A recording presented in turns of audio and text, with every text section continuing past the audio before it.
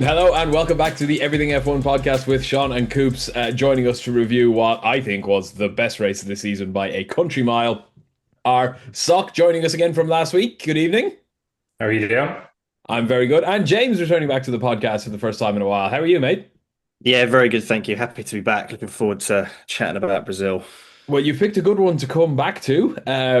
Initial thoughts right off the bat. What did you think of the Brazilian race? I thought it was great. It's probably the best wet, dry race I think we've probably had this season. It's been a few couple, good wet ones, but I think this is what happens when you get two stops and an interesting track. I think that's just let's not go into stop going to street circuits. Let's bring the old school stuff back and actually have some proper racing. Yeah, for sure. Like we had every sort of element of it, and except rain, arguably hilariously, despite all the predictions. We had tire degradation, we had multiple stops, we had multiple strategies, we had tires that did work, that didn't work, that worked on some cars and not on others. We had crashes and Mm. penalties, and my God, we've a lot to talk about. Coops, what was your initial reaction to the Brazilian Grand Prix? uh, Gabriel Bortoleto is really trying hard to bankrupt the Sauber team, and he done a good job this weekend. Now, is he? Yeah, he Uh, certainly did. I, I, I hope that wasn't his actual goal, but like that had Charles in Monaco 2018 vibes of worst first home race ever, didn't it? no, it was impressive. I spent the last third of that race going, how are we going to get all this into a podcast that doesn't involve intermissions and sequels? But yeah, there was a lot to talk about. Hopefully some disagreements within the panel because we do have discussions, but we don't often disagree with each other. So Oh well, I can tell you already. If my conversation with Talk from last night is anything to go by, there's going to be some disagreements in this one. Uh, great race, great weekend. As a neutral fan, just in general, not as a Ferrari fan, I'm sorry, or as an Oscar Piastri fan, or as a Gabby Bortoleto fan, or as a Fernando Alonso fan. But as a neutral, it was a good race. And why is the sprint not in Brazil next year? It's disgraceful. Like of all the places to pull it from, it needs to be in Brazil. It's probably the best track for wheel to wheel racing, wet, dry, wet to dry, dry to wet. It just always provides. I think it's a unique track in terms of its layout, and you've got straight, kind of straights, kind of bendy straights, but also even when you're going into the turns, it's kind of that mid to high speed cornering. Then you have the lower speed corners towards the end of the lap, and it just produces some of the best wheel to wheel races because of that. Because you will have you have to choose between what setup you're going for. Are you going to attack the low speeds, or are you going to try and just blast away in the high speed sections of the track? And I think that's really what brings us this brings the pack together, especially regardless of sprint or a full feature race. You're going to have teams that are going to go for right. We're going high downforce. We're going to absolutely pull away before we hit the DRS zone, lap on lap. And then you've got the other aspect where it's just like, no, no, foot down, let's go. And that's where we see the tires change as well. And you got split strategies going on all over the grid. It's a fantastic location for Formula One. And it's such a shame that they're going to pull the sprint from it next year. Yeah, it certainly is. And the crowds, I mean, I was watching Ted's Notebook yesterday, and this is what, a couple of hours after the race at best, at the earliest, and the noise in the background was absolutely insane. And it was only for, like, with the best of respect, it was only for Kimi Antonelli. Like, the noise of the crowd was absolutely incredible. Hours after a race where their home hero crashes out, their other home hero also crashes out effectively.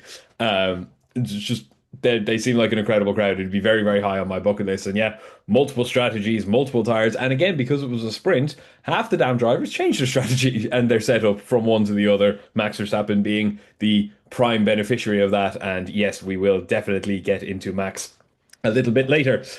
We will get into our big moment of the day right now. But first, we are, of course, Everything F1. Check us out on all socials: Facebook, Instagram, X, and Threads. You'll find us at Join EF1, and TikTok, you'll find us at EF1 Official. Do check out our website as well, everythingf1.com, for daily news and articles about all motorsport, not just Formula One. Busy time at the moment. Obviously, Ferrari won the WEC Constructors Championship this weekend, and what a dichotomy of sporting successes that was. One side wins a championship, the other has another double DNF. Sorry, Ferrari fans. We have lots of articles over there for all of your motorsport needs, everythingup1.com. And don't forget to hit us up on YouTube as well if you're watching on YouTube. Hello. Thank you for joining us. Hit subscribe while you're there, hit the notification bell, and just by hitting subscribe, you'll be in with a chance to win a Lego Speed Champion set just on us as soon as we hit 500 subscribers. Simple as that. Head over to YouTube, everything in fun, all one word, and hit subscribe. There can really only be one place we start this weekend's chat, this race review chat, and to be perfectly honest, I don't even think we're going to spend that long on him. It was Lando Norris with arguably the most perfect weekend of his entire career. I think the only individual session he didn't top all weekend was SQ2 or was it Q2 or SQ2 where Ollie Bearman just spawned at the top of the table. And that was it. But in ultimate fact, Lando topped pretty much everything he needed to. He was fastest in practice, he was fastest in the sprint pole, fastest in qualifying, and then led from the front, except for when he pitted. Pretty peerless weekend, Coops. And we said coming into this in our preview last week that this was really a make or break weekend for all of the championship protagonists. Lando in particular, if he could stamp a bit of a mark, this is where he effectively lost any hope of a championship last year. And I mean, Max put his foot down again, but this was exactly as perfect a weekend as Lando could have. He came in 1 point ahead of Oscar. He leaves 24 points ahead of Oscar. I know. I think he's almost 2 race wins ahead of Max Verstappen, which is 48 points ahead of Max, I think. Yeah. So that's that's probably more important than the Oscar Piastri, the way things have been going the last few races. But I think you put on the chat before we come in that Oscar's actually been on top form since after Canada. I think when you Lando's form has been good since Canada. Lando, sorry. Other than a wee blip here or there, but Lando is doing exactly what he needs to do. And I know we kind of said it earlier on, and maybe we were a bit premature or caught up in the fact that Oscar was just so good that now we can kind of 100% say that it's Lando Norris's to lose. With 3 races to go, one sprint, even if he doesn't quite get the top spot, like he really, Formula One cars just don't break down. It's just not a thing anymore. So unless he hits a barrier or somebody hits him, I don't know when or how it's going to happen for anyone else other than Lando Norris. Yep, it certainly looks good from now. I think it's very, very fair to say now. 1 point we said coming into this, absolutely you can't count Oscar out, you can't count Max out, and very much so. Like, look at Max's result. We'll get into it a bit later, but still mathematically possible for both of them. But James, crucially, next time out in Vegas, Lando can't mathematically win it yet, but he can mathematically completely eliminate Max Verstappen by outscoring him by like 10 points, I think. If Lando comes out of Vegas 58 points ahead of Max is out of contention because 2 races in a sprint after that, 58 left.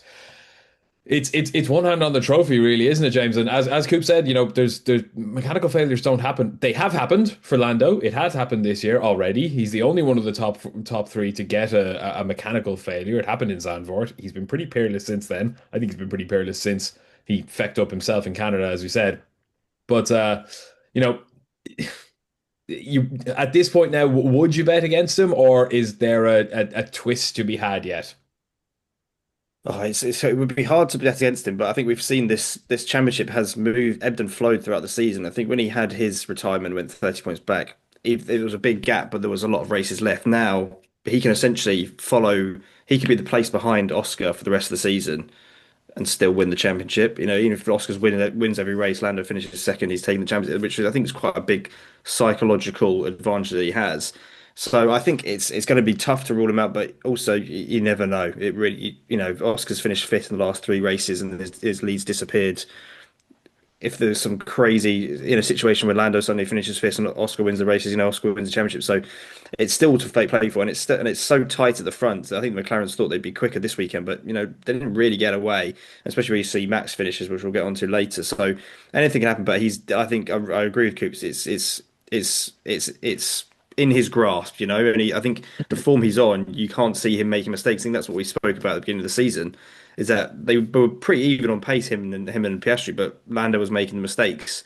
and I think he's got rid of those mistakes, and now Piastri's making the mistakes just at the wrong time. So it's going to be a big mental haul for Piastri to overcome it. And I think at the Verstappen side, as soon as they can get him out of the championship, mathematically that's the best thing they can do. But I think even for Max, this is a very very tall order anyway. So I think it's just probably a matter of time before he gets ruled out. So it's very much Lando's to win. I'm not going to say to lose, but him to win it, he's got it's in sight. Yeah, it certainly looks that way. He does actually command a larger lead now than he did at any point in the season. Because obviously when he won the first race, Oscar scored points. He might have dropped out from Australia out of the podium, but he did score points, but he didn't claim a 24-point lead over Oscar in Australia, and he started losing the lead immediately after that. So it's his biggest lead of the entire season, with 3 races and a sprint to go. And let's be honest, Sok, I'll come to you on this. Vegas is an uncertainty for sure. I think of all of them, Vegas is the one everyone's been saying it should favor Ferrari, should favor Mercedes. Mercedes had a very good weekend this weekend. They're in good form. They'll want to end their season with another win. They'll maybe want to get Kimi a win. They're on form. Ferrari have a bounce back in them. I think for sure we can't count them out. Being out of the running entirely in terms of the second in the championship, but they need a little bit of luck to go their way. But Vegas could throw up a bit of an issue, and realistically, the only way at this point that Max wins the championship is for Lando to DNF twice. And Max needs to win absolutely every single competitive session between now and the end of the season to even have a hope. And even at that, he still needs Lando to retire twice. So it's unlikely. But street track, cold, night race doesn't suit McLaren last year. Can anything be thrown up in Vegas? Or I mean, I'm bringing this one to you because we're the 3 biased McLaren fans here. I'm coming to you for potentially a bit of the alternate opinion, but is there any way that anything happens to stop Lando's charge in Vegas? Yeah, well, I mean, what was it? The first year in Vegas, Lando DNF'd, if I'm not wrong. Yeah, he didn't even manage to fill that. Yeah, so Vegas is still a wild card, I suppose. We haven't seen enough Vegas to really have a good idea in terms of how the different teams will cope. I think Vegas is going to be an interesting one to see, does Lando actually pull out a real championship drive? And what I mean by that is middle of the top 10. If he's around there, does he play it safe? Just get the car home, score some points. Some points is going to nearly secure his championship if he can just bring that car home in the points anywhere. Don't force it. Don't get caught up in stupid battles. Just drive a smart race. I think at the moment, or all season, you've seen himself and Piastri go for the wins. And as we saw in Canada, like, it may not have gone too well that way. So I think cool head needs to prevail in Vegas, regardless of what's going on. Just get the car home safe, land in the point somewhere. Even if you don't, like, what would be worse for him? DNF and a crash out, not scoring points, or getting the car home safely and maybe missing out on the points because of something crazy or silly that's happened in front of them. So does Vegas pose a threat? Absolutely. It is Lando's to lose really at this point, but this is really, there's still enough for a sting in the tail in this championship. Like, we've seen it ebb and flow so much already. I think McLaren have gone down probably a developmental route with the car that suited Lando since around Silverstone. And there's been no real development since. And you heard in some of Oscar Piastri's talk just before Brazil, where they said they may have found something that can help him unlock some performance in the car. Like, to me, that screams there's dev that has gone down Lando's route. There might be some tweaks to bring it back towards a more favorable driving style for Piastri. But look, Piastri is the one that's going to have to push, is going to have to get a win here. Same for Max. So Lando just needs to keep his nose clean and just get through the race. And I think he's 2/3 of the way done. And like, okay, yes, he is only one of the 3 races done, but really that's the big thing. That's getting through Vegas. That's going to be crucial. Yeah, I completely agree. I think that the way you said it there, like the Champions Drive. I mean, like a lot of people were saying, "Oh, this was a real Champions Drive," and yeah, it was a good drive. Like Mexico and Brazil back to back, it's a good mark of yeah, he's ready to take this by the horns and earn his championship despite his doubters. But completely take your point there. A Champions Drive is knowing when not to fight, and I actually thought he might have done that in the sprint. To be honest, because Kimi Antonelli was right up his arse. He was very very close. He had DRS. Lando. One thing I want to touch on very finally on Lando was that middle sector. Lando had just about the measure of him, but I think a couple more laps, if Kimi had gotten a little bit closer, Lando's not fighting that. Not in a million years. No. I think if the red flag hadn't happened, Lando doesn't necessarily know that Oscar's out. I still don't think he fights it. Red flag happens, he obviously knows Oscar's out of contention. So he knows now. I just if I score a point, it is a 100% profit over Oscar Piastri, whether that's 8 points for the win, 7 for second, or 6 for third, or whoever the sprint points work out. I don't think he's fighting Kimi Antonelli in that point. To be fair, he wasn't weaving around, he wasn't dodging in and out to try and like break toes or anything like that. He was holding his racing line really, really serenely up that straight in the sprint, and just kind of daring Kimi to, hop on the wet stuff there, go for it. I will get out of your way. You go for it, I'll get out of your way. Didn't have to happen. He won the race, but I thought there was an air of that about how he drove, and I think you're right. I think if the McLaren isn't quite there in Vegas, which I think we're all expecting. I mean, look at last year. Lando finished sixth, Oscar finished seventh. It was a rubbish weekend for them, and by that point, they had comfortably the dominant car. It was a rubbish weekend for them, but it is a question of, if you have Ollie Bearman steaming up your inside for fifth in Vegas, are you going to fight him? No, of course you're not. 6 points for seventh or whatever it is, 5 points for seventh is way better in this champ. He just needs to keep scoring points because at this point now, it's Lando's to lose, and the only way he loses that is by not finish. As long as he just keeps ticking the points over, the other two have to make their dive bombs and make their miraculous recoveries. And speaking of dive bombs, let's move on to Oscar Piastri because while this weekend couldn't have gone better for Lando, for one reason or another, this weekend could not have gone worse for Oscar. And again, I'll say it a couple more times, this was a make or break weekend for all of the championship protagonists. Lando and Max did everything they possibly could. I think Oscar, the complete opposite of that, did everything he really shouldn't have. And Coops, I'll start with you on the sprint because it wasn't great start. He qualified, was it third in SQ in sprint qualifying behind Yeah, Kimi I think so. Antonelli. Behind Kimi Antonelli, he was in second.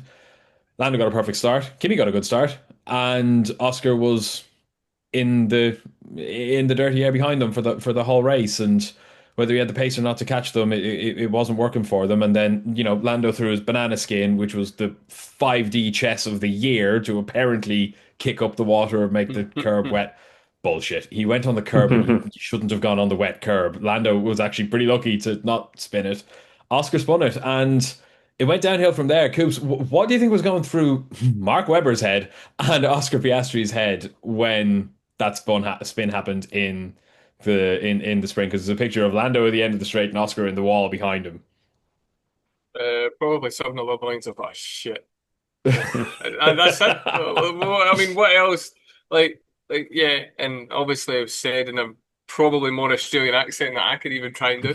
Yeah, it's just like I saw a tweet and it was literally, yes, I'm going to keep calling it Twitter and tweeting because that's what it is.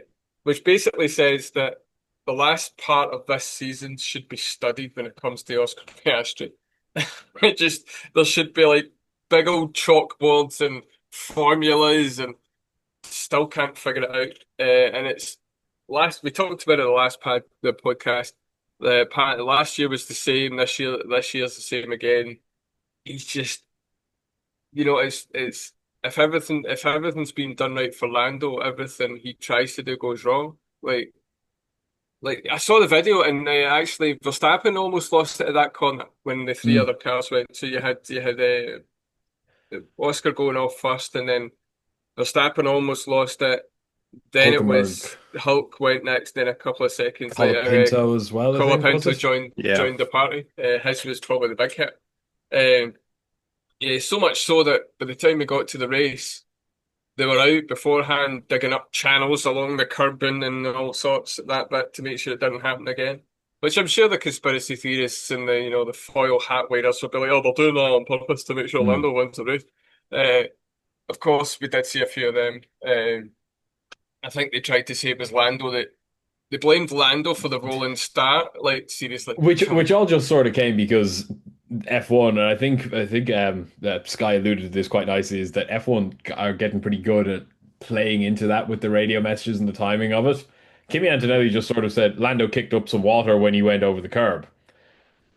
He said that probably either long before or long after everybody spun off behind him. He didn't see everybody spin off behind him and go, "Oh yeah, that was Lando's fault." It was just a total bloody coincidence, and they got really lucky with the fact that that radio message came to them. Yeah, the people that edit and air the radio communication really do follow things on Twitter and social media. They know the stories, they know what to feed into. For better or for worse, I mean, you've got to remember there's still an element of entertainment involved in it as well. But yeah, Oscar, I just don't know what he does now. I don't know what does he do next? We know what he has to do, and he knows what he has to do, but for whatever reason, he's just not able to do it. And if there's a bit of bad news or a bit of bad luck, it's finding him. Uh, we might be having a 2 weeks time at bleary eyed because over in the UK it's 4 o'clock in the morning to watch this race when it's in Vegas. Bleary eyed on Sunday or Monday when we record it, we'll be like, yeah, Oscar Piastri's just won with 35 seconds ahead of everybody else, and Lando Mm. didn't get a point, and we'll be like, well, that is what it is. Like we say, my predictions never come right. So, but yeah, at the moment, Oscar just everything he's touching is turning to concrete rather than gold. Yeah, And it's not even the good concrete. It's that crappy concrete they built the schools with in the UK. It's certainly not going well with him. When you mentioned there that earlier on in our Slack channel, I kind of alluded to a lot of people have said, oh, since the summer break, Lando's been imperious. He has. It's actually much further back than that. It's since his own mistake in Canada, which the worst possible time because Oscar was in this incredible run of Oscar had just come off 8 podiums in a row, five of which were wins. It's the form Oscar came off when Lando hit him in Canada, and took himself out of the race. But since then, like Lando's had five race victories and a further one, two, three, four podiums and a sprint win in that time to Oscar's two race victories and six podiums and no podium in the past five races.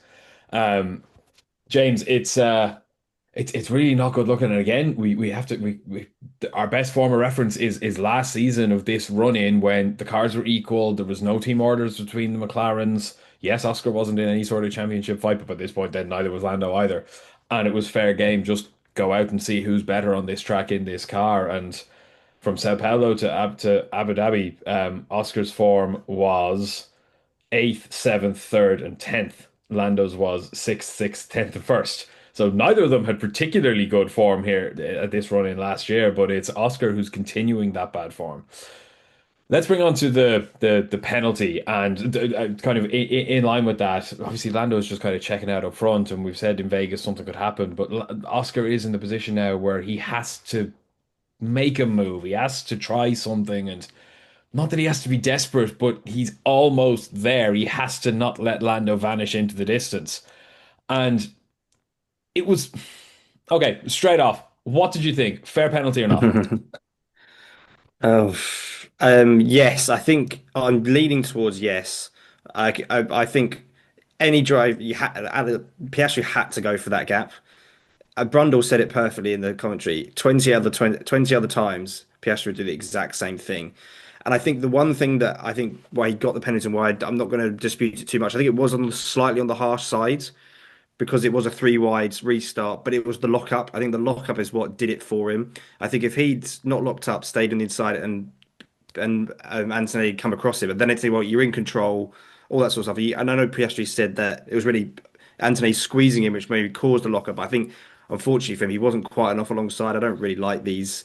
You have to be real in front of their mirror and all this sort of stuff. I'm not a huge fan of that, but I think he did cause the collision. I think if he'd not given a penalty, I'd have been like, yeah, fine as well. So it's a really tricky one, but I think because he locked up, I think he'd unfortunately made his bed.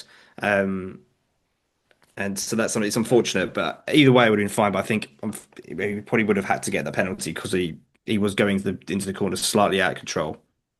Well, he wasn't the only one who, like, the stewards were doling out penalties, and at least this time they were doling them out during the race, not waiting till after the race, because I thought a crash on lap six, we're going to wait 70 laps to hear that nothing Yeah. happens.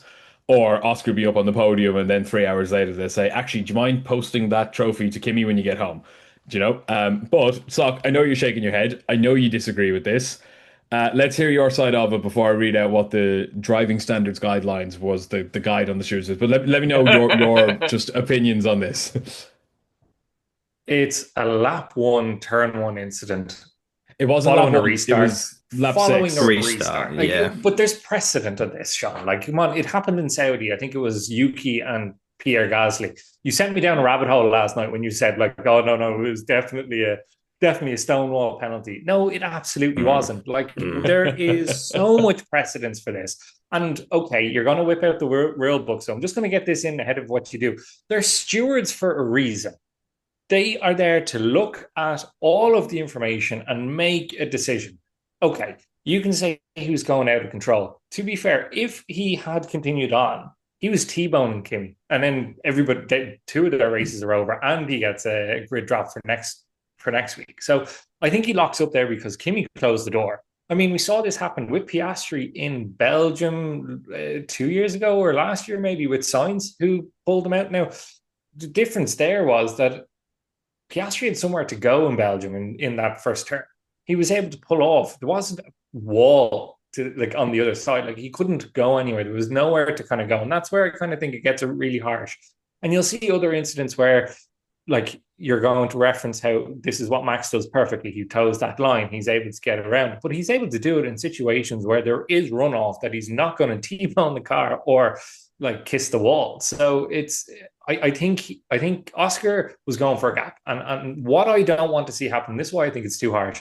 I don't want to see that being bet out of the sport through penalties. That if there's a gap that's open, that a driver's going for it. And I don't think it's Kimi's fault. I don't think it's Oscar's fault. They're both racing. I think it's 100% a racing incident. And then even if you think by the letter of the law, it's a penalty, there's surely some discretion there for the fact that, like, it's not out and out full blown Oscar. And we've seen discretion being done before. I think again, was it Saudi where Max cuts the corner and he goes off. It's a 10-second penalty, and they give lap one, turn one, 5 seconds with discretion. Like, I just find the 10 seconds thing a bit ridiculous. But the other thing that actually really annoys me about this entire saga totally is the fact McLando just accepted it. Like, if that's Red Bull, they're fighting that tooth and nail. They're going to the stewards. They're putting in right of review. Like, for the life of me, can't understand how they didn't even try and challenge it. Like, if they had, that puts Oscar up into second. Like, he was 15 seconds behind, and Kimi was 10 seconds behind. Like, it boggles me that they didn't even attempt to do it. I think we don't know for sure because it was Oscar and not Golden Boy Lando who was in this situation. But if that's Lando, are they going for a right of review? Are they challenging the decision? I think they might be. So, couple of things. One, I think we can all completely agree that, following the letter of the law, fair enough, they were doing it. And to be perfectly frank, just bringing it on to another thing, they were consistent on this throughout. Gabby Bortoleto would have got a penalty. He crashed himself out of the race. That was not Lance Stroll's fault. He was going around the outside. He wasn't even remotely close to alongside, right? That was his fault. There was the exact same situation as Lando taking himself out in Canada. Yuki Tsunoda dive bombed down the inside. He was trying to avoid someone who braked earlier than he was expecting to. Went down the inside, hit someone who he was not alongside, got the penalty for it. Oscar Piastri goes down the inside. Yes, I know you said there's a wall there. We've talked about this offline. There is a wall there, but the wall didn't just appear there when Oscar Piastri hit the brakes. The wall has been there for 40 years.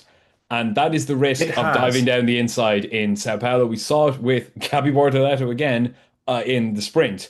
Of if you're going to make a dive to the inside, one, maybe brake first and don't leave your DRS open. Sorry, Gabby. Rookie errors left and right this weekend, unfortunately. But if you're going to dive down the inside, if you get it wrong, you'll hit the wall. It's yeah, okay, it's a deterrent, fair enough, but like we can't remove all walls. I mean, like there's walls in Singapore, you see people dive down the inside. The other thing is, and I think this is the crucial thing for me, this is the crucial thing of why I think Oscar deserved the penalty ultimately. I don't care about the rules or anything like that. The reason that did it for me is he didn't commit to it. And everyone's saying, Mm. Karun Chandok was saying it in commentary and all this sort of stuff that, oh, the only other alternative is he just keeps on the accelerator and steams down and T-bones Lando. That's not it. It's not black and white like that. Oscar break. If you watch it back in slow motion, Oscar breaks 2, 3, 4 meters before Kimi. He fully backed out of that move. He had I think he completely backed sees out of it. Kimi coming in though. He Yeah, sees coming, and he he knows might he's not going to get the room. And he might well don't do. forget, Kimi's a rookie driver. This is the first time that they're racing wheel to wheel in a situation like this. And I think if he's racing against Charles in that situation, Lewis, George, like even Lando himself, I think he gets the room there. I think That's Kimi fair. shuts the door. I think But you can only yeah, drive against who you there's can drive against, though. there's the Yeah, this argument is true. of Kimi shuts the door. Okay, fine. Again, just to go to the letter of the law. Kimi's ahead at the corner. When they turn, Kimi is ahead. Oscar has braked early, so before anyone has put any steering lock on at all. Yes, they're a little bit more level, the three of them, because Charles is there hovering on the outside. They're a little bit more level on the straight, but as soon as steering happens, which is effectively where the corner is, and yes, it's a long corner, Oscar is already out of contention completely by this point. So by this point, Oscar is way back here. If you're watching on YouTube, I'm using my hand for stuff like this, but watch it back. Oscar's back here. Kimi turns and follow. Kimi is legally entitled to follow the normal racing line, which is follow Lando through that corner, which is exactly what he did. Should he have been a little bit more race aware? Yes, of course he should. Would Max Verstappen or a Lando or a Lewis Hamilton have just been more aware and known that Charles was further out and there was more space? Yes, of course they were. Of course they would. A more experienced driver would make that move, and Kimi's had a pretty bad run of form lately. So he hasn't necessarily been fighting at the front with the best drivers lately. This was a bit of a baptism of fire for him. But again, the reason I think Oscar deserved the penalty is he breaks early and sort of half commits to it. He breaks before the rest of them, and by the time he's realized, I should have braked harder, it's too late. Kimi is now slammed the door on him. Fair enough. Yeah, okay. Kimi could have left some him. Kimi slammed the door on him. There's nowhere for Oscar to go. Oscar's braking harder. And the thing you don't do in that situation is brake harder. It's just a natural reaction. What he could have done is turned harder and actually clouted more of the curb. And I've seen people say, oh, he couldn't have done that. Yes, he could have. So could Lewis in 2021, but I'm not going to bring that one up again. He could have turned more into that corner. He wasn't run into the wall. He wasn't Michael Schumachering Rubens Barrichello into the pit straight wall. That's not how harsh Kimi closed the door on him. There was room for Oscar to clout the barrier, in which case, then maybe Kimi gets a penalty because he's run Oscar off the road onto the curb, onto the grass. But the key point for me again is Oscar braked earlier than the rest of them. He did it, but again, it's not black and white. It wasn't brake early or steamroll through. If he'd have braked on a level with Kimi, then he's on a level with Kimi. Kimi can see him more, and Kimi has to back out. Completely has to back out. He has to twitch out. And if they bang wheels, then it's like Oscar and Lando in Singapore. They bang wheels, and if it's wheel to wheel, no, it should be fine. Um, and Oscar gets through, and everyone's fine. The key point for me is Oscar braked. He didn't commit to the move, basically. Yeah, and this is where I just bring it back to being a racing incident because, like that, Kimi's got off to a terrible start. He's panicking. He's just foot to the floor, and he's shutting the door. Oscar realizes what's happening probably too soon for his own good and starts the braking move before they get to that apex of the corner, which is the rule that you're going to be citing. And that's where I think this then he forces the lock up, and then they're saying they're out of control. But like, to me, this screams racing incident all day long. It was a poor start from Kimi. Kimi tries to rectify it. He's shutting the door. Oscar realizes, I have no room here. I need to brake. I just think there's been a decision made here because Charles has been taken out of the race. I think if Charles has gone out of the race, if he's still racing, there wasn't much consequences. It's race on, everybody, and that frustrates me even more. I mean, it's either a penalty or it's not. It's not outcomes based. This is ridiculous.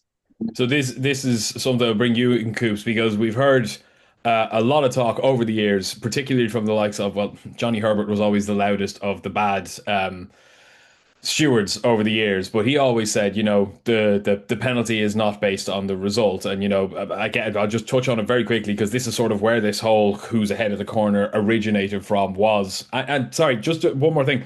The teams requested this. That's really important. The teams requested this sort of hyper clarification in the rules. So it's actually not the FIA saying, "Oh, don't race each other." This came from the teams because Lewis Hamilton shunted Max Verstappen at 53G into the barrier, only got 10 seconds and won the bloody race anyway because he didn't turn hard enough because he was desperately clinging on to a position he'd lost.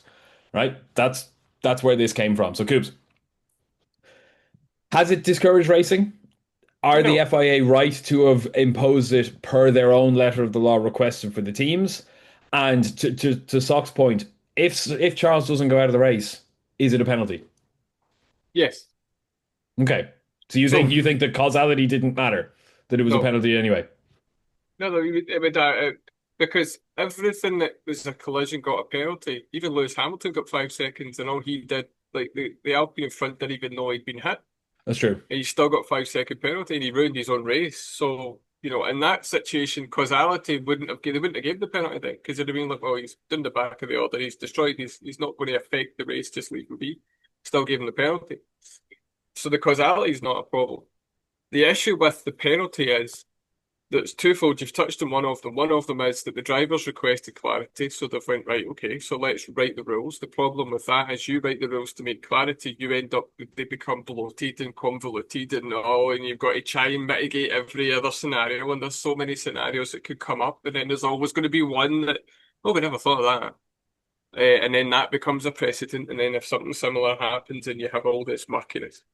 Secondly, the stewards can only impose penalties based on the guidelines they have in front of them. There is no discretion.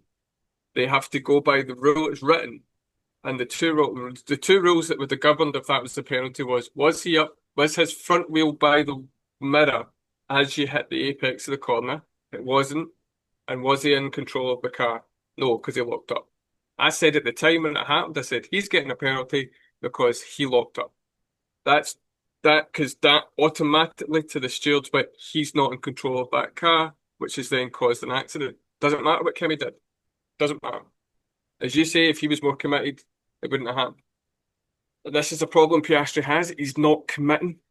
This last wee while, he's overthinking things. That was there.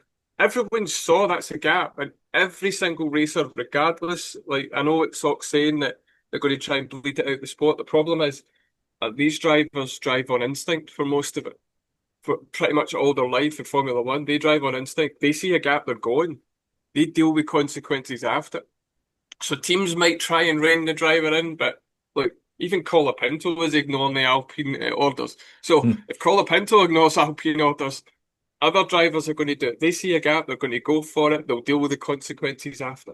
So it's a penalty because the drivers have asked for the rules to be written the way they are. McLaren can't really argue it because, again, look, there's four of us here and all of us have got different opinions.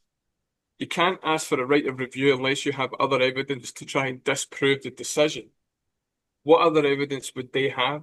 What else could they show that would disprove the decision to the point of like, well, actually, we never saw that, or there's certain cameras that are on some cars that you don't get the footage till it's downloaded after the race, which I think happened. Was it Netherlands maybe, or was it Carlos Sainz? I can't remember. There was a penalty that was reversed this season or something similar, and that was because it's not live streamed. Sainz had his penalty points removed, but they couldn't undo the penalty itself. It had already been served. Yeah. So you're right, so McLaren could appeal because Oscar did also get 2 penalty points on his license. It's worth mentioning as well. So he's up to 6 for 12 months. It's not really going to be an issue for Oscar. He's not that kind of driver, but there isn't enough in it to say he shouldn't have got the penalty. There isn't enough in it to say he should have got the penalty. There isn't enough to change it. It's one of those damned if you do, damned if you don't. I think, James, you touched on that. You're not surprised he got it, but wouldn't be surprised if he didn't. And I want to say it's a racing incident because I want to see hard racing, but I'm not sitting there going pitchforks at dawn, let's go and hunt them down. I kind of get it because we've all discussed this in the last couple of years we've watched it. Formula One regulations and sporting regulations are pages thick Mm. for no obvious reason, but it's like, oh, that rule doesn't work right. We need to tweak that, and then it's an extra 3.5 paragraphs just because that one line didn't quite fit to how Formula One works now. It's like that story of the man who goes to a swimming pool and there's a sign up that says, do not enter with explosive diarrhea. The only reason that sign exists is because someone did it before. Yes, That's what the Formula One rules have become. They only exist because something happened. They all complained about it, and the FIA were like, all right, we'll write a rule so you can't do that again. And again, this one, and I'll just read it out just so in case anyone hasn't seen it, it's again, these are driving standards guidelines, so they're not actual regulations, and it specifically says that on the piece of paper here. Um, and it says, when overtaking the inside of the corner, to be entitled to be given room when overtaking on the inside, the overtaking car must, one, have its front axle at least alongside the mirror of the other car prior to and at the apex. That's the key point. Prior to the apex, in the straight line, yes, Oscar is 100% on line. At the apex, he isn't because he's braked early. Two, be driven in a fully controlled manner, particularly from entry to apex, and not have dived in. They could maybe clarify that even further and say, once you lock up, you're screwed. Essentially, I think they've tweaked that to kind of get around the Max Verstappen of it, of, well, if I go up the inside, I'll win, so I don't have a brake pedal on my car now, good luck. You can't just steamroll it, which is why I think there it wasn't black and white. He doesn't just break early or steam into Lando. He just breaks a little bit later. And three, in the steward's estimation, have taken a reasonable racing line to be able to complete the move whilst remaining within track limits. That part I think Oscar does perfectly well. Whether Kimi hits him or not, he can clout that inside corner. As long as he has a wheel inside the white line, he's within track limits. Yes, Kimi could have left a room and there might have been an argument on that, but I think Oscar takes that corner within track limits at all points. But he's gotten two out of the three wrong there, basically. For reference as well, overtaking on the outside of the corner, which is what Gabby Bortoleto got very wrong, and what Lando and Max were ding-donging on in Texas last year, which is again where this whole thing blew up in conversation, that Lando couldn't get past Max because no matter which way he dived, Max was just out ruling him, literally out understanding the rules. Max just knew better how to game these rules, for better or worse. When overtaking on the outside of the corner, overtaking the outside will always be viewed as a more difficult maneuver to accomplish. So it does actually specifically state that, you are less likely to win this if you go on the outside. To be entitled to be given room, including at an exit, when overtaking on the outside, the overtaking car must, one, have its front axle ahead of the front axle of the other car at the apex. If you want a reference for this, look at Charles Leclerc in that three-car incident. He's ahead of all three of them. Two, be driven in a controlled manner from entry to apex and to exit. So again, don't lock up, don't oversteer, take your line wide, but as soon as you are not in full traction and control, you're going to lose this. And three, be able to make the corner within track limits. That one's pretty simple. And it says chicanes and S-bends, the above guidelines for inside and outside may apply for each element of the combination. Generally, priority will be given to the first corner element, which is why Lewis got a penalty in Mexico, not Max. The penalty was given in Mexico for the first corner of the chicane. So again, for 2 weekends in a row now, they've been pretty consistent on following this and applying the penalties as they happen. James, just bringing it on back to Oscar for a second. Genuinely, I don't actually want to sound like we're completely shitting on Oscar. I think it really does genuinely need to be studied what exactly has gone wrong with him, because he has been robotically perfect for so much of this season. He went toe to toe with Max Verstappen in Saudi Arabia and got the better of this of this guideline of him in that race and won that race. He's been brilliant all season, and it's just there's something since Britain, since that brake test in Silverstone, but particularly since Azerbaijan, has just not gone right with him. Sok, I think you made the point of the last upgrade that McLaren made tweaked the characteristics of the car and it just doesn't work for Oscar anymore. It's just natural. No tinfoil hats. They didn't do that to favor Lando. It's just the way it's happened, right? But, James, ultimately, and we say this a lot, you have to be in a position to get lucky. And you have to be in, and if you're not in the position to get lucky, you're going to get unlucky.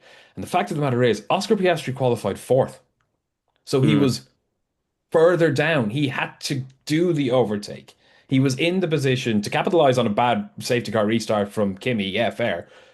But he shouldn't have been that far down. In the closest qualifying Q3 in Formula One history, where the top 10 were only separated by just over half a second, Oscar was still 4 tenths off Lando.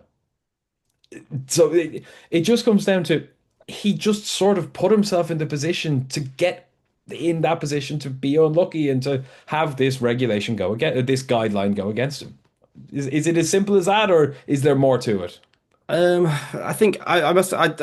This weekend potentially. I think you see it with. I think Red Bull did a good thing of switching Verstappen from 16th to the pit lane. I know they made the changes, but you get out of being in a trouble spot at the grid. Obviously, the further down the grid you are, the more sector you are being in the pack. Fourth, I don't think it's a horrendous result. Like obviously second row, whatever. I think I was just looking at the results and just sort of looking at Oscar's season. I think we spoke about it at the beginning of the year. We said he just doesn't make mistakes, and then we got to Azerbaijan and he made two quite big mistakes. And I think we just haven't seen that same, I don't want to say confidence because I can't be inside his head, but there's been something that's changed since that weekend because it wasn't like even before that.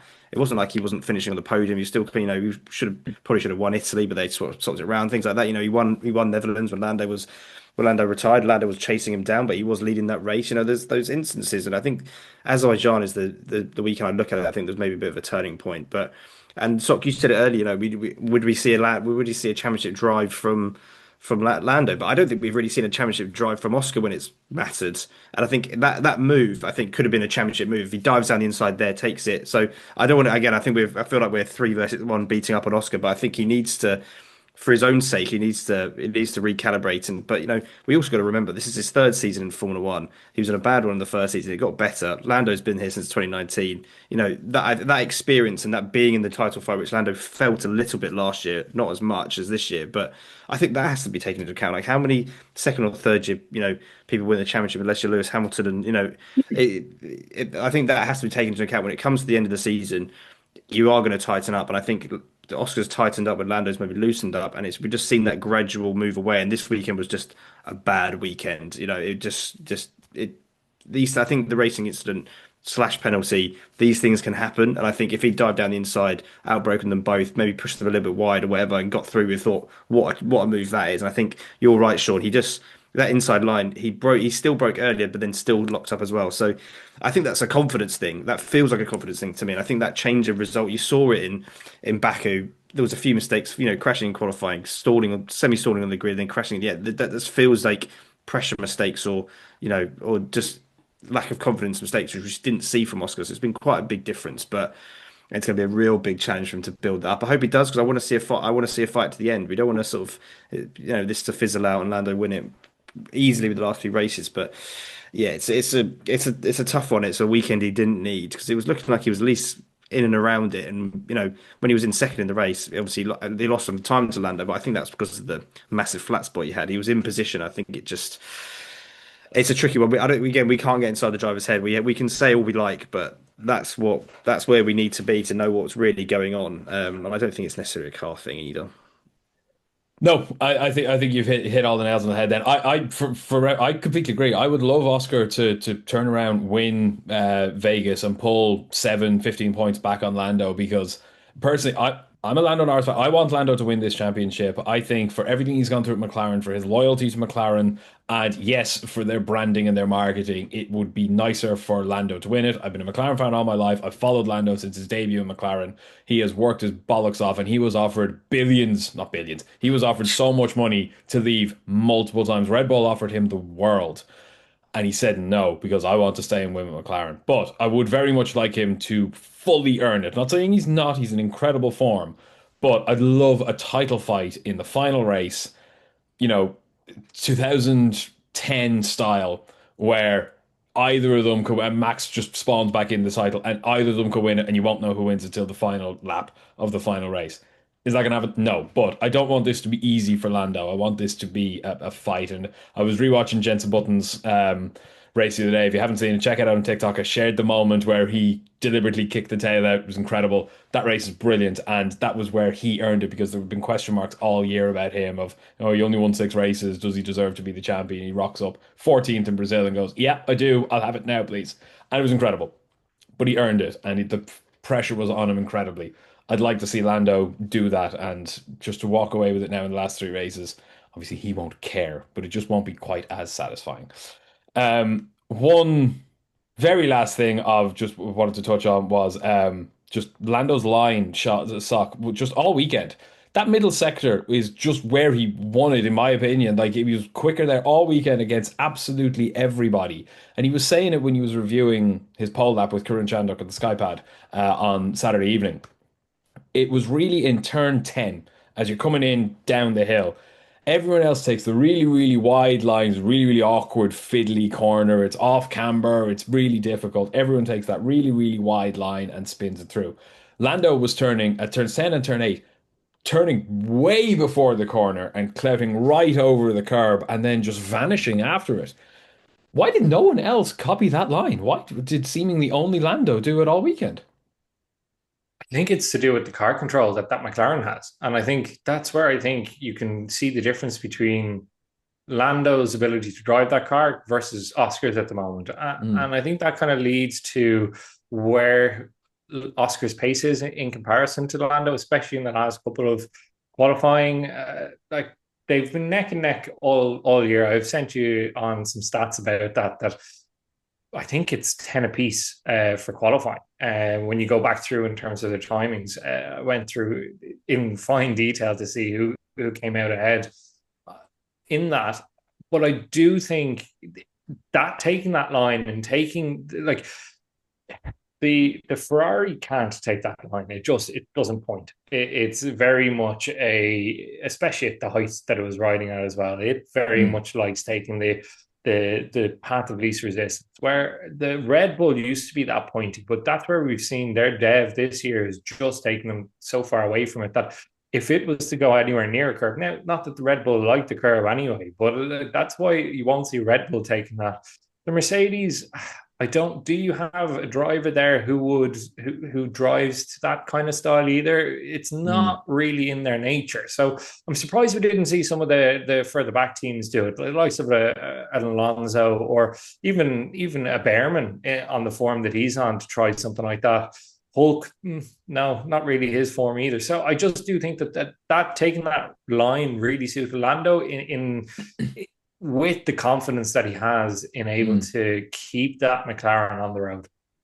Yeah, fair enough. It was a pretty perfect kind of just melding of driver, track, car, and conditions all in one. And for this weekend, that worked to Lando's favor. I don't think we're going to see anything as dramatic as that for the rest of the weekend, but for the rest of the season. But I just wanted to point that out because it is really interesting. If you have the game, give it a go. I tried it. It's really bloody hard to do that line and not have your car in the wall every single time. So top marks Lando for that. Let's move on then. There's a couple of other things to talk about. I know it wasn't just McLaren in that race. Coops, what was a big of a standout moment or standout team or driver for you this weekend? Oh, yeah, it has to be Kimmy. Mr. Kimi, his best Antonelli. result in Formula One. Second, second, second, and second all weekend. He's been on fire all weekend. He's great. It's good to see because he had a bit of a wobble starting reasonably well at the start of the season. You thought, oh, this is a lot of pressure. Seemed to be doing well. Then we've had numerous conversations about how not good he was and how we Mm, thought he should have went into Formula 2 and it's too early. And then at one point, even Total Wolff came out and said a performance, the one race this week, one of the races this season was underwhelming, is probably I think was mm, the word they used. And then for him to come out, get second, the defensive driver against Verstappen the last few laps was pretty decent.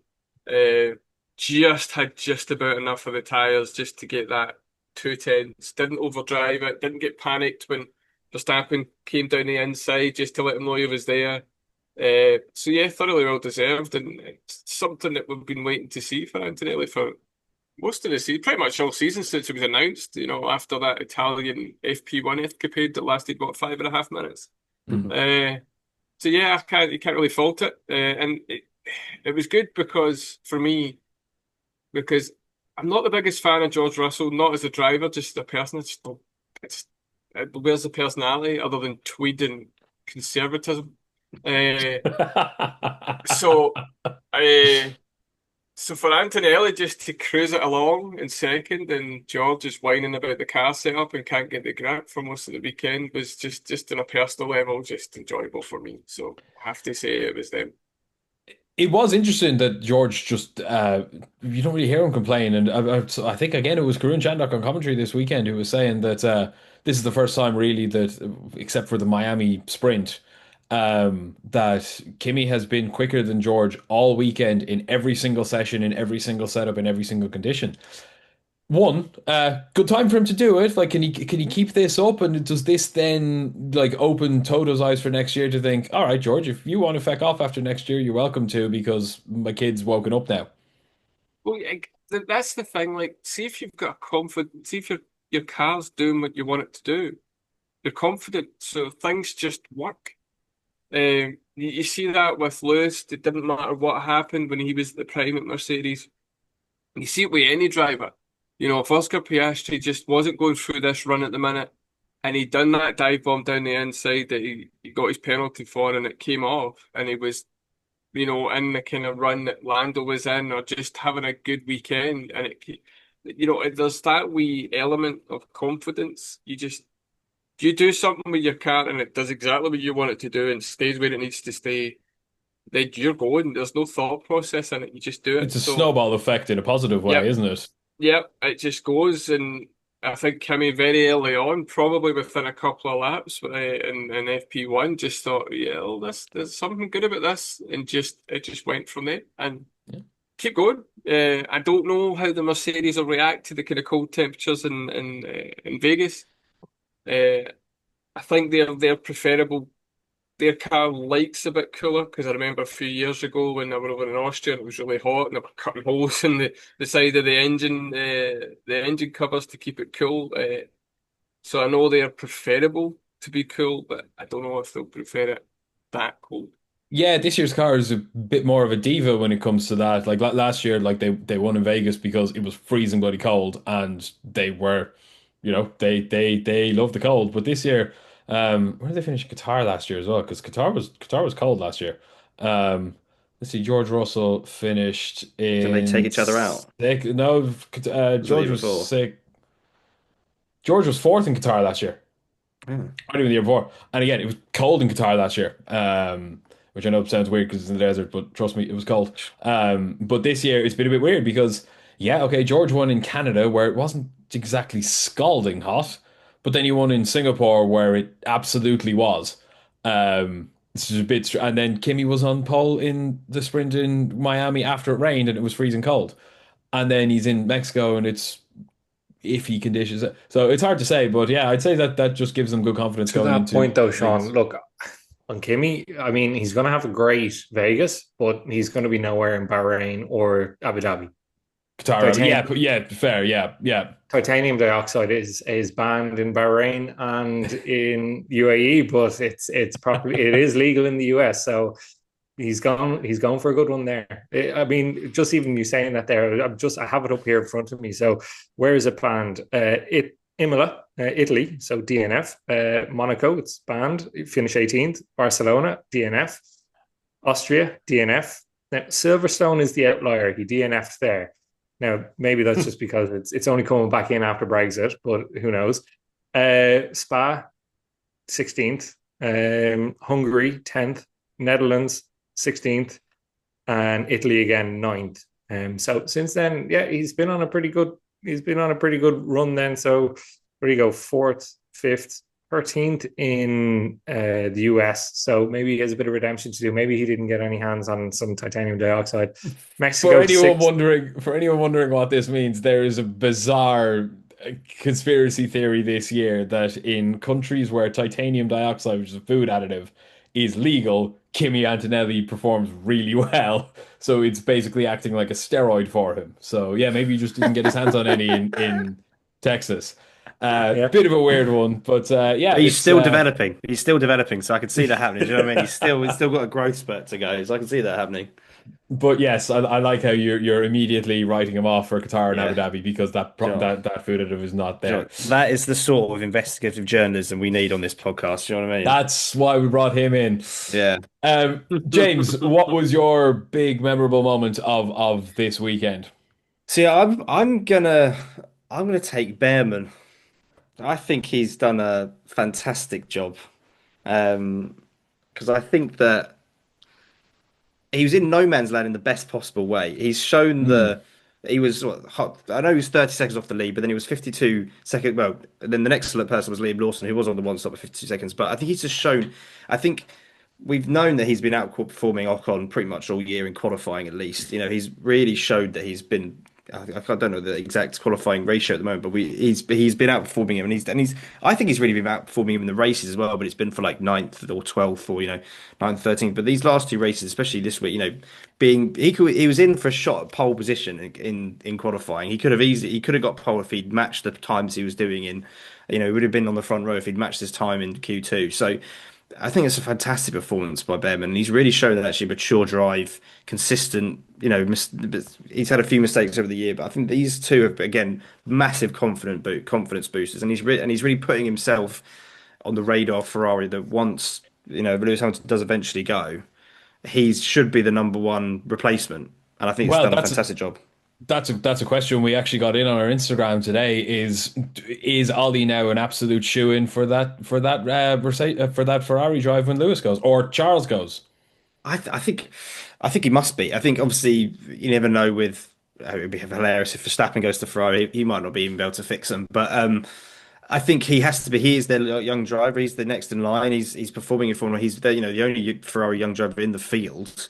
So he must be. If they decide to pull Carlos Sainz back or whatever, they can always do that experienced driver. But I think if they go young and they go talent, which they seem to like to do in periods, then I think he has to be. Yep, we called him out last week in a good way to say that he. I said that he spawned into fourth. He didn't. He absolutely deserved his fourth in Mexico. He was very good, and exactly like you said, it's the perfect place to be. Is no man's land when you're picking up a huge haul of Yeah, points and making it look easy. big result for Haas in the constructors championship as well. It's like 20 points between 6th and 9th or something, isn't it? Yeah, it's going to be. Which is a bigger gap than it was. It was only 12 going into Brazil. It's now 20 Really. points between 6th and 9th. But a Haas, it's Sauber who've lost out big time in that with Gabby, deciding to repaint every wall in Interlagos. But Racing Bulls had a very good weekend, actually. Shout out to them. They're still in 6th on 82 points. Aston Martin are in 7th on 72. Bad weekend for them as well. They've both. Oh, Aston Martin in 7th in the championship. I don't know. Where do they get these points from? No idea. Where's this been happening? I actually couldn't believe that, but I saw Yeah, when was the last time they split into the points? I was like, every time it's like 14th, 15th, fine, which is where they were this weekend. And then Yeah. Haas are right in the mix now. These past 2 weekends, Ollie Bearman has dragged them kicking and screaming back into that conversation. And I will just point out before I come on to Socks big moment, we said last week that Williams were in that glory no man's land that Aston were in last year in 5th, where they're a gajillion points behind Ferrari, but they were comfortably 40, 50 points ahead of Racing Bulls. They're not anymore. They're only 30 points ahead of Racing Bulls, and on their current form, they will lose that 5th at this rate to Haas. So that Formula B championship has a huge twist in it, and there is $30 million on the line between those 4 teams. Alpine having to hope they're on 22 points, but Gasly scored a couple of points this weekend. Good for him. But it's a huge story to be going on in Formula B. Sock, your biggest moment, good, bad, or indifferent of the weekend? Unfortunately, it has to be both Ferraris. Like, I can't even pick one. I mean, both of them were a bit of a shambles in one way, shape, or form or another. I mean, really, it is the hope that kills you a little bit. Like, I mean, I had no hope after the sprint qualifying. You just kind of saw again Charles do his little ballerina twirl. Look who's right behind him, Lewis. The flags doesn't get through. It's like, yeah, that's Ferrari season in an absolute nutshell. In that, Lewis said, what is it? Lewis said, every time, mate, every time, because it wasn't actually even the spin that did him. He was about 15 seconds off the flag anyway. He was miles out of the running on that one. Yeah, and it wasn't even that busy, was it? As well, the track. Sorry, not at that point. No, crazy. No, and even at that, look, I don't know. Look, Charles was improving at the time. I don't see it happening anyway. I think he went out in Q2 in the main race as well anyway by his own accord. So look, you're kind of riding it off a little bit, and then you go and you see them in the sprint, and then what Hamilton does the Verstappen of last year and just goes around the outside. Like, I mean, has been listening to Eminem in the car, or what's going on? Like he goes from like nowhere to what was it, fifth, sixth, like in the sprint, I think he finished seventh. In the sprint, Charles Leclerc was seventh. fifth, and Lewis was seventh. Yeah. Yeah, Lewis got stuck. Really, he had a great run. He just got stuck in a bit of a DRS train, didn't he? Really. Yeah, but he came from nowhere. You know what I mean? He was what, 13th when he started, and you kind of saw Charles fighting a bit with Alonso pretty much the entire sprint. Tires seemed to hold out okay. I mean, they look to have a bit of pace in them. I mean, I know it's only a sprint, it's lighter loads, it's whatnot, but I suppose there's a little bit of hope there going in. Actually, maybe there's a bit of race pace in it, which we've seen throughout the years that they're qualified. It's like the mirror opposite to 2022, except for in this case, they can't even get a win. It's like in 22, they're P1, P1, P1. Where do they finish? P2, P3, P2, P3. You know what I mean? It's like I was kind of thinking it just fell off, and like that's P2, P3 with max 20 seconds in the form of his life. Yeah, you know what I mean. There was no. Whereas this year, you're seeing them being a little bit more competitive in the race, but just not able to qualify. So look, I saw Charles pull another P3 P3 starting on the race, and you're kind of going, oh look, there might be a bit of hope here. No. Do you think the podium was on for Charles on pace had he not been smacked out? There was every look. It's really hard to know because like, even look at Lewis. Like he had moments in the car where he was keeping up with the pack that he was around. He was making some gains when he had the floor completely destroyed. Like, so we can't even look at that and kind of say, was there pace in the Ferrari, because it got absolutely mangled after that first lap incident. So you can't even use that as a gauge to say, do I think Charles is going to kind of be able to keep up with him? I can't believe Ferrari kept him out for 36 laps. Like, it was just retire the car. What are we trying to prove to anybody here? You're not going to get any data out of it. The car is a shambles. You're not going to give Lewis any kind of confidence from keeping up with it. You're just ruining more engine time as well. Like, just take the hit, pull it in, at least rev up that engine. They at least did the Sergio Perez of serving the penalty so as to not carry it over.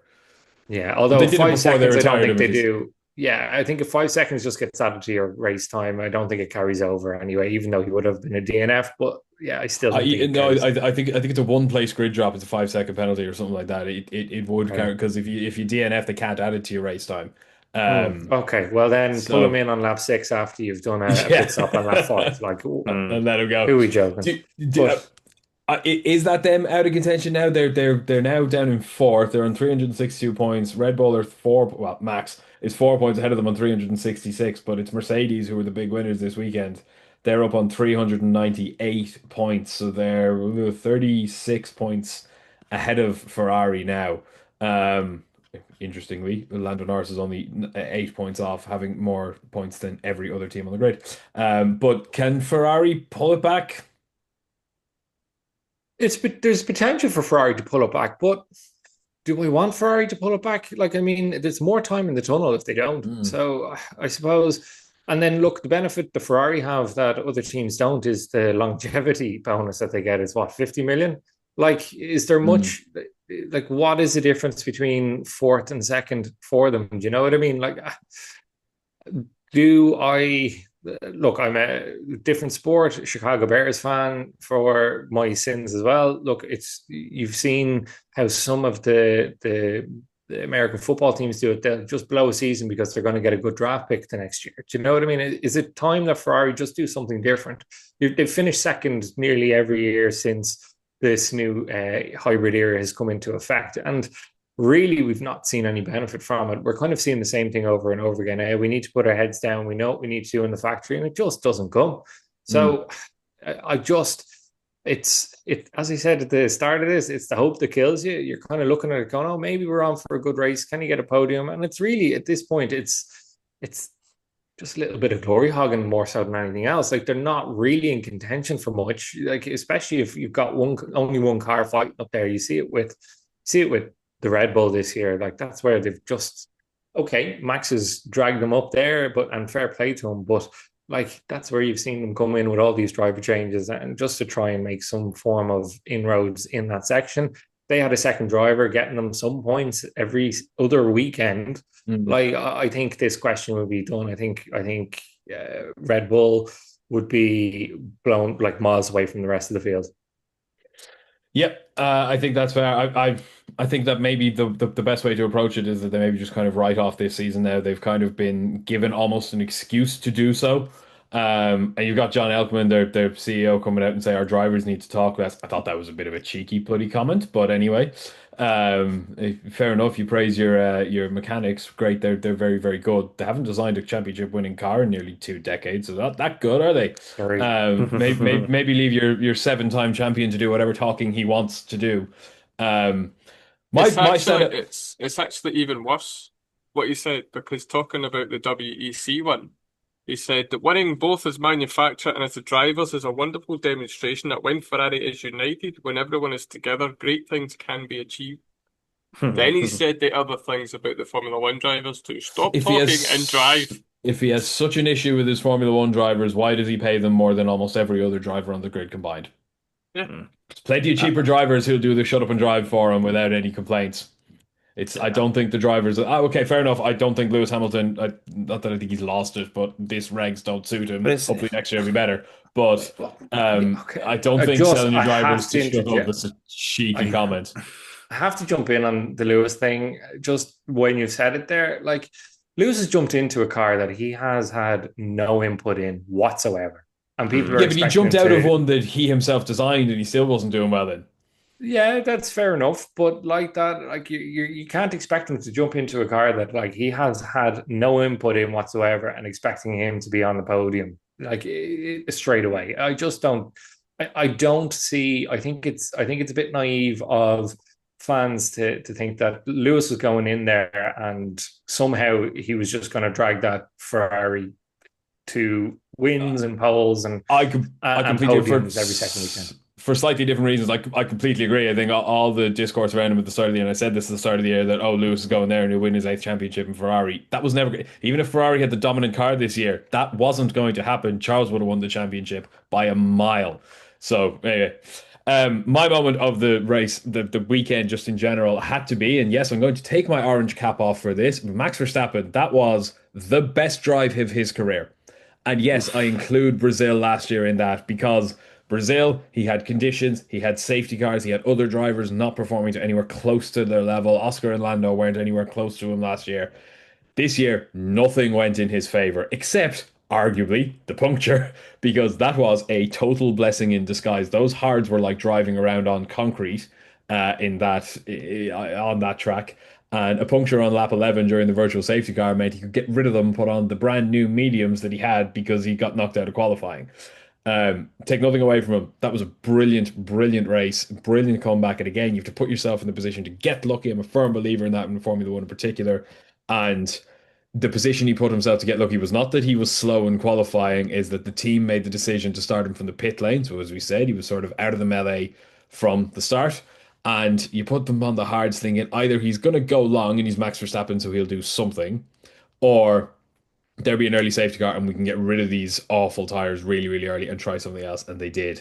I saw some comments that like, why did he stop at the end for the last set of softs? And it's an interesting comment because the tire offset was big. Like the tire degradation across all tires was pretty noticeable. That those new grooves that they put in the concrete in the tarmac this year made a huge difference. It made every single tire shred itself. So tire offset was really really important this weekend, more than it has been arguably all season. But while Lando pitted a lot later, he pitted onto pretty used mediums. So as it all shook out, as after Lando pitted and he was then behind Max chasing him down, yes, he was about half a second a lap quicker than him immediately, but there was only 7 laps of age between those tires. Over the course of the last 20 laps, that would have narrowed quite significantly. And Max being Max, earlier in the race, he didn't fight Lando to let him through because he was right not to, because at that point they weren't fighting. Later in the race, I think he makes that car a million miles wide and he employs his genius with those rules. And That's how I think Max wins that race. Now, take another away Yeah. from. I still think pit lane to the podium is his best race in history, but like, I think the Here's team a actually question for you, robbed him Sean. of a race win. And here's a question for you. Does Christian Horner bring him in and change the tires? No, I don't think so. I think under Christian Horner, it's on Max to say you can have a brand new set of softs, but you've 20 laps and two Mercedes to pass, or hang it out there and fight Lando. And I think if it's put to him like that, it's Lando coming. Even this Lando, Max is still thinking, I'll have a go with him. Because worst case scenario in that case, he finishes second. But I like think Lando wasn't like lighting the world alight when he came back out on the tires. He was eating away in it, but it was what, six tenths? It wasn't it was about a 6 tenths second a laps, and lap. he was about 6 tenths a lap, and he was about 8 or 9 seconds behind when he came out, and he had 20. He had Yeah. exactly 20 laps. They, to be fair to McLaren, they timed his pit stop perfectly, and their pit stops were perfect all weekend. And they were right. If they were going to commit to the two stop, they had to pit him with enough time to make up any ground he needed to do. So McLaren got that absolutely spot on. But you're right, he wasn't absolutely breezing up to him within 4 laps. He'd have caught up to him with probably about 9 laps to go. And yeah, okay, 9 laps of fighting is a lot, but even when tires are important, but it's 9 laps I against think it's Max closer. Verstappen. I think it's I way think it's closer. closer. I think it's I closer because as well, if you've got Max out in front, like he has to pass George and he has to pass Kimi as well in that. And if they're seeing that Max isn't, if Max is ahead of them in the race too, they're knowing that like it's not they need to keep Max behind. Yeah, they It's need to they catch need him. to keep Lando behind because if they want to finish on, if George wants to finish on the podium, he's fighting Lando at that stage for the podium, like the way he was with Max. Yeah, it might have Like, been. I think Lando came out ahead of the Mercs, but not by much. But I think that the Mercs would have been chasing mm, Max for second rather than Max chasing them for yeah, second. I think that's a different scenario. I think Max finishes second pretty comfortably at the very worst. I think Red Bull got that strategy wrong. I think it's an interesting point of under Christian Horner. Obviously, it's not Christian in his ear. It's GP who was getting yeah. feisty with him this weekend. He was really Mhm. unhappy with. I'm giving you options, take them or don't. But no, I thought that was a brilliant comeback from Max. Is it enough to keep him in the championship? Yeah, no, more so than even though if he started 16th and finished 16th.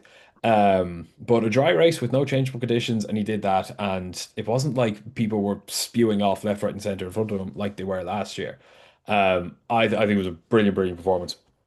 And fair play to him. But unfortunately, like I said, he can be mathematically knocked out of the championship if he can see. I think it's 8 points, 9 points. If Lando outscores Max by 9 points in Vegas, Max is out of contention. He needs to be within 58 points going into Qatar.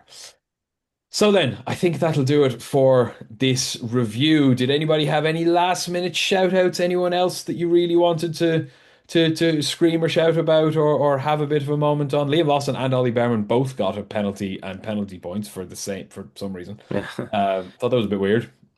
Well, also was able to keep people back that very, very long DRS train behind him on the one stop as well. So that's a little bit of evidence. And Verstappen had very high top speed. So there's another little bit of evidence for you. Yeah, that's a great point actually, and that's where I think maybe the Christian Horner difference comes in. Under Christian Horner, he's on the phone to Laurent Mekies in Racing Bulls and says, "How are those tires looking, mate? Can you hold them up for 50 laps?" Yeah, probably. Cool. Max can do that too. Yeah, That was Lawson, Give what it did a he go. finish on? 51 lap 50, old tires? 51 laps on the mediums. Yeah, Yeah. which is incredible. Very, very, very impressive. I think he and Hulkenberg were the only ones who did a one stop successfully, and they both finished in the points. Where did Hulkenberg finish? Yeah, Hulkenberg finished ninth. Yeah, Finished they ninth. both finished in the points. Um, yeah, very, very impressive. Gazza got a point. Bad weekend for Williams. And yeah, we spoke about Yuki got unlucky because the team were using him as a test dummy and then fecked up because they touched the car before they were allowed to when he was serving his penalty. So, shame for Yuki. Did it make any difference? He served another 10-second penalty. He was 11 seconds off the back. No, he would have been last anyway. Sorry, Yuki. That's the way it goes. Any final bits from you then, Coops? Yeah, Gabby Bortoletto needs to not take driving advice from Doon. Just Close your DRS before you turn. yeah, just remember that the DRS is open before you end up in a 54G smash. Uh, yeah, Yeah, on that, I will at least end on the note that it is good that Gabby was completely okay after that crash, and a huge testament to, while we might criticize some of the changes that have been made to the rules and the regulations of how they go racing, we can absolutely never criticize the changes that have been made to the safety in Formula One, because even 10 years ago, I don't think Gabby's, well, he lives it, but I don't think he's walking away from that and racing 12 hours later. So that was a big smash. If you listen to the video of it from the stands, that was a bad noise. That looked bad. Expensive noise as well. Very expensive noise at a time where Sauber, well, I suppose they're Audi now, and there's some news coming from Yeah, Audi they're fine. tomorrow. So we might have a bit of a news update later in the week, because I think Audi are set to announce something in a couple of days. Also, just before we go, can we start a petition to have Interlagos as the season-ending race? I think we need that back in our lives. Yeah, we definitely do. Finally, then, would you like to review our predictions? Because there's some interesting ones in this. James, don't mean to exclude you, but you weren't here with us last week. It was myself, Sok, and Coops. So, are you ready for this? The sprint win. It was a trifecta of failure, lads. We all three said Max for the sprint win, which didn't go well. Race poll. Coops, you said Max. Sok, you said Max. I said Lando. I won that one by 16 positions. Top three. Coops, you said Hamilton third. Oscar second and Lando first. So you got Lando right. Stock, you said Hamilton third, George second, and Max first. That's okay. Yeah, we'll move on from that. I also said Lewis nearly third. as painful as Ferrari, but okay. Yeah. We all had a lot of faith in Lewis Hamilton this weekend. I said Lewis third as well, but I said Max second, which I was close, and Lando to win. So we got that right too. And then wild shouts. Coops, you said Max DNF. I mean, he nearly DNQ'd, but close enough. Sok, you said no McLaren's on the podium. I was half right. You were half right, yes. The McLaren that was on both podiums was on the only step you want to be on the podium. You also said Stroll to start. Love He that. did. Yeah, love that. That was impressive. That is a wild shout as well. So that is a wild shout. So you get that one right. And do we remember my prediction? My wild shout. All I've wrote down is Piastri, so I'm assuming it's an accident. Oscar Piastri to DNF, and I caveated in either the sprint or the race. Fair play. Well planned. Well done. I'm going to applaud myself for that one. Sorry, Oscar. I feel like I've jinxed you there, so maybe I'll do it again next week. There we go. He's done a good job of that himself, so we don't need There we go. That'll do it for us. This has been a long one. There's been a lot to talk about. I think it's fair to say we're probably all in unison that was probably the best race of the season. It was one of the best races in a long, long time, and it didn't need any rain. Interlagos is just such a special circuit. Thoroughly enjoyed that one. I'd love to say I'm super excited for Vegas, but we'll see some overtakes because there's nothing but straights. But there we go. We have a week off now, so Vegas is the following week, and it is at awkward times. I'll give you a week to prep for that. We'll be back next week with our preview of the Las Vegas Grand Prix. And luckily, we have a man very near on the ground to do all of the late night reviews for us. Larry, you're being very much employed next weekend to do some commentary on that because it's based over that neck of the woods. Anyway, we have been Everything F1. Thank you very much, Coops. Thank you. Thank you very much, James. Good to have you back. Thank you very much. Thanks for having me. And thank you, Sok, as always. Cheers, folks. We will be back next week to preview the Las Vegas Grand Prix. Thank you very much for listening. We've been Everything F1. Have a good week. Goodbye. Bye-bye.